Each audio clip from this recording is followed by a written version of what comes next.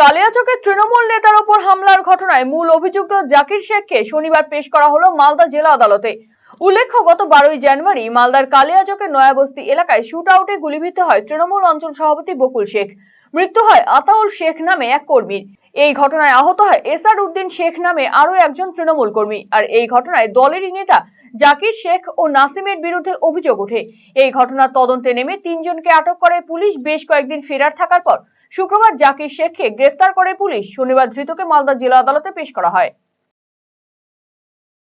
কোনো দুষ্কৃতী কংগ্রেস দলে আছে এ কথা বললে পরে সেই অনেক পুরনো বাক্য গাধাও হাসবে, সত্যিই গাধা হাসতে শুরু করবে। দুষ্কৃতীদের দল হচ্ছে তৃণমূল কংগ্রেস।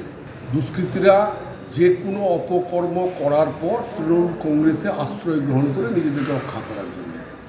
আর দেখুন, খুন হয়েছে, যে খুনি সে গ্রেপ্তার হবে, এটাই হচ্ছে স্বাভাবিক নিয়ম,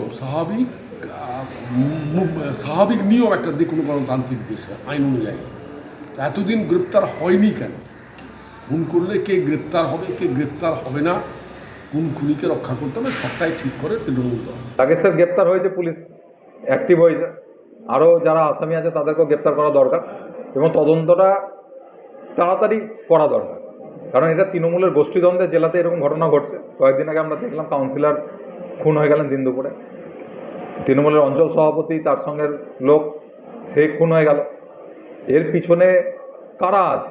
তৃণমূলের যে গোষ্ঠীদ্বন্দ্ব, কারা এই খুন, এই ঘটনাগুলোর মদত দিচ্ছে, তাদেরকে সামনে আনার দরকার আছে পুলিশ। দেখুন, বিজেপি কি অভিযোগ করলো দ্যাট ডাজন্ট ম্যাটার।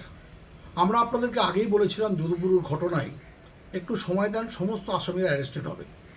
আপনারা অলরেডি দেখেছেন আমির যে ছেলেটি এর আগের দিন অ্যারেস্টেড হয়েছিল, তাকে সে কিন্তু পুলিশ কাস্টাডিতে আছে, রিমাইন্ডার নেওয়া হয়েছে তাকে। পুলিশ 14 দিনের জন্য রিমাইন্ডার চেয়েছিল, অলরেডি কোর্ট, অনারেবল কোর্ট 10 দিনের রিমান্ড অ্যাকসেপ্ট করেছে। জাকির যে মূল অভিযুক্ত, হি ইজ অলসো অ্যারেস্টেড। তো আপনারা, আমরা এর আগের দিনই বলেছি, বাংলায় মুখ্যমন্ত্রীর নেতৃত্বে রুল অফ ল এস্টাবলিশড আছে বলে এখানে অপরাধীরা সাজাপ্রাপ্ত